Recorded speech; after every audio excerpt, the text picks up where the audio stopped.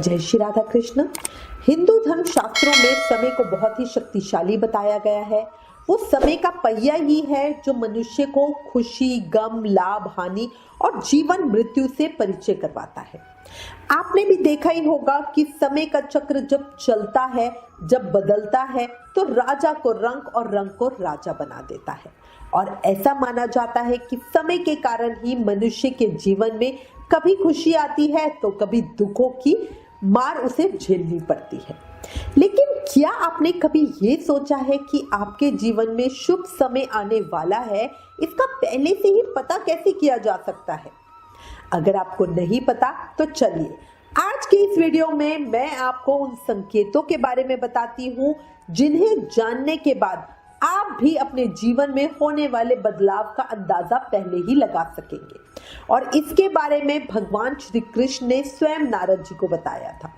तो चलिए अब देर ना करते हुए धर्म ग्रंथों में लिखा हुआ एक बड़ा सुंदर प्रसंग आपको बताती हूँ। पर वीडियो शुरू करने से पहले एक रिक्वेस्ट, अगर अभी तक चैनल सब्सक्राइब नहीं किया तो जल्दी से कर दो। आने वाले व्रत त्योहारों का रिमाइंडर, डेली का पंचांग और राशिफल अपने फोन पर पाना चाहते हो तो व्रत लिखकर 9821025751 पर व्हाट्सएप मैसेज करें।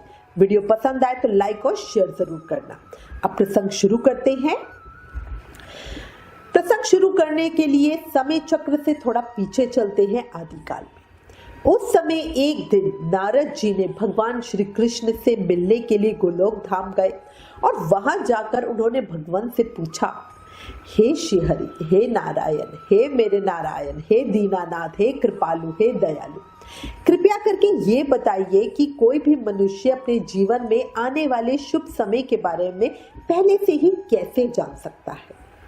तब भगवान श्री कृष्ण ने मुस्कुराते हुए उत्तर दिया और बोले, हे देव ऋषि, मैं स्वयं मनुष्यों को समय परिवर्तित होने से पहले ही कुछ संकेत पशु, पक्षियों, छोटे बच्चों और अपने भक्तों द्वारा पहुंचा देता हूँ, जिन्हें ज्ञानी मनुष्य तो समझ लेते हैं लेकिन अज्ञानी मनुष्य उन्हें भाप भी नहीं पाते। श्री कृष्ण की दिव्य वाणी से प्रसन्नचित हो देव ऋषि नारद जी बोले, प्रभु वो कौन से संकेत है, कृपया मुझे भी बताएं, मेरे सुनने की प्रबल इच्छा है। श्री कृष्ण मुस्कुराते हुए बोले, देव ऋषि नारद, आपका हर प्रश्न मानव कल्याण के लिए ही होता है, उसी से आपको बताने में मुझे भी खुशी होगी। अब आप मेरी बात ध्यान से सुने। हे नारद जी, इन संकेतों में सबसे पहला संकेत ये है कि जब भी किसी मनुष्य की आंख ब्रह्म मुहूर्त में अक्सर अपने आप खुलने लगे, उसे ईश्वर का स्मरण स्वतः ही अपने आप ही होने लगे, या फिर मनुष्य को ऐसा लगने लगे कि उन्हें कोई और किसी दिशा की ओर ले जा रहा है, तब ऐसे मनुष्य को ये समझ लेना चाहिए कि आने वाले समय में उसके भाग्य का द्वार खुलने वाला है और उसे एक नई राह, एक नई कामयाबी मिलने वाली है। ऐसे समय में स्वयं मनुष्यों की मैं सहायता करता हूँ। अब देखो, श्री कृष्ण की बात से स्पष्ट है कि अगर आपकी भी आंख ब्रह्म मुहूर्त में खुद से खुलती है और अपने जीवन में ऐसा बदलाव महसूस किया है कि आप किसी अलग ही दिशा में खींचे चले जा रहे हो, तो नीचे कमेंट करके अपना अनुभव हमें बताना जरूर। इसके बाद श्री कृष्ण दूसरे संकेत के बारे में बताते हुए बोले, हे ब्रह्मपुत्र, जब कोई मनुष्य प्रसन्न रहने लगता है या फिर उसके चेहरे पर हर वक्त मुस्कान दिखाई दे, अर्थात वो मुस्कान से भरा हुआ रहे, तो ऐसा मनुष्य जब अपने क्रोध पर विजय प्राप्त कर लेता है तो उसे समझ लेना चाहिए कि उसके जीवन में अब खुशियों की बारिश होने वाली है। ऐसा मनुष्य जब किसी चीज के बारे में सोचता है तो वे उससे उम्मीद से ज्यादा मिलता है। आपने भी सुना होगा, प्रसन्नचित मनुष्यों के मन में ईश्वर स्वयं वास करते हैं। और ऐसे में जब मनुष्य का मन प्रसन्न रहने लगे तो उसे समझ लेना चाहिए कि उसके जीवन में अच्छे समय का आगमन होने वाला है। इसके बाद भगवान श्री कृष्ण तीसरे संकेत के बारे में बताते हुए बोले कि जब किसी मनुष्य के द्वार पर गऊ अर्थात गाय बार बार खाने के लिए आए, या फिर वो उसके बंदर उसके घर से चीजें अपने आप उठाकर ले जाने लगे, या फिर उसके घर के आंगन में बिल्ली ने बच्चे को जन्म दिया हो, या पंछी चिड़िया उसके घर में आकर अपना बसेरा बनाए और चहके तब भी मनुष्य को समझ जाना चाहिए कि आने वाला समय उसे पहले से और अधिक शक्तिशाली बनाने वाला है और वो अपने जीवन में नई नई ऊंचाइयां छूने वाला है। इसके बाद चौथे संकेत के बारे में बताते हुए भगवान श्री कृष्ण बोले, जब किसी मनुष्य के घर पर छोटे बच्चे बिना बुलाए बार बार आकर खेलने लगे या फिर उन्हें देखकर बार बार मुस्कुराने लगे, तो ऐसे में उस मनुष्य को समझ जाना चाहिए कि उसका आने वाला समय खुशियों से भरा होने वाला है और नए रिश्ते उससे जुड़ने वाले हैं। आपने भी बड़े बुजुर्गों को ये कहते सुना होगा कि छोटे बच्चे ईश्वर का ही रूप होते हैं और वो हमेशा आपके लिए शुभ ही होते हैं।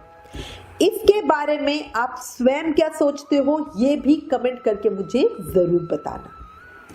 पांचवें संकेत के बारे में भगवान श्री कृष्ण बताते हैं कि जब मनुष्य के खर्चों में अपने आप कमी आने लगे और धन प्राप्त करने के नए नए स्रोत अपने आप आपको दिखाई देने लगे, ऐसे में कुछ मनुष्यों को ये भी जान लेना चाहिए कि अब उनका बुरा वक्त जाने वाला है और उसके बाद से उनके घर में स्वयं मां लक्ष्मी वास करने वाली है। ऐसे में उस मनुष्य को सारी परेशानियों से छुटकारा मिल जाएगा और धन भी उसके घर में ठहरने लगेगा, जो कभी पहले ठहरता नहीं था। इसके आगे भगवान कृष्ण बोलते हैं कि जो अगला संकेत मैं मनुष्यों को भेजता हूँ जिससे वो जान सके कि उनका शुभ समय शुरू होने वाला है, वो ये है कि जब भी कोई मनुष्य पूजा की थाली लिए हुए भगवान की आरती कर रहा हो तो उसे ऐसा लगता है कि उसे देखकर भगवान की मूर्त मुस्कुरा रही है, या फिर बड़े दिनों के बाद उसके घर में अतिथियों का आगमन हुआ हो, तो उसे भी समझ जाना चाहिए कि उसका अच्छा समय शुरू होने वाला है। इसके अलावा जब किसी महिला का बायां और पुरुष का दाहिना अंग फड़कने लगे, तब भी उसे जाना चाहिए कि उसका शुभ समय आने वाला है। इसके बाद सातवें संकेत के बारे में भगवान श्री कृष्ण बताते हैं कि जब कोई मनुष्य सुबह सुबह किसी शुभ कार्य को करने के लिए घर से निकलता है और उस रास्ते में उसे गौ माता या गाय के दर्शन हो जाए या फिर किसी साधु संत द्वारा उसे आशीर्वाद मिल जाए, तो ऐसे में भी उस मनुष्य को समझना चाहिए कि वो जिस काम के लिए घर से निकल रहा है उसका वो काम अवश्य ही पूरा होगा। उस काम को सफल होने से कोई नहीं रोक सकता। अंत में भगवान श्री कृष्ण बताते हैं, हे नारद, इन सब के अलावा जब किसी मनुष्य को संध्या के समय में जल से भरा पात्र या फिर दूध से भरा पात्र किसी के द्वारा उसे मिल जाता है या फिर उसे मिठाई मिल जाए, तब भी उसे समझ जाना चाहिए कि अब उसके भाग्य खुलने वाले हैं। तो ये थे वो 7 संकेत जिन्हें जानकर या महसूस कर आप अपने आने वाले शुभ समय को पहचान सकते हो। लेकिन भगवान कृष्ण ने ऐसे ही कुछ और संकेत भी बताए हैं जो मनुष्य के जीवन में आने वाले अशुभ समय के बारे में बताते हैं। अगर आप भगवान श्री कृष्ण द्वारा कहे गए उन अशुभ संकेतों के बारे में भी जानना चाहते हो तो हमें नीचे कमेंट करके अवश्य बताइएगा। और इसी के साथ मैं उम्मीद करती हूँ इस वीडियो में दी गई जानकारी आपके लिए उपयोगी होगी। इससे रिलेटेड अगर आपके पास कोई भी कमेंट्स या सजेशन है तो प्लीज हमें लिखें। ज्ञान बांटने से बढ़ता है, इसलिए इस वीडियो को ज्यादा से ज्यादा शेयर करें। Please like, share and subscribe. Thank you. जय श्री राधा कृष्ण।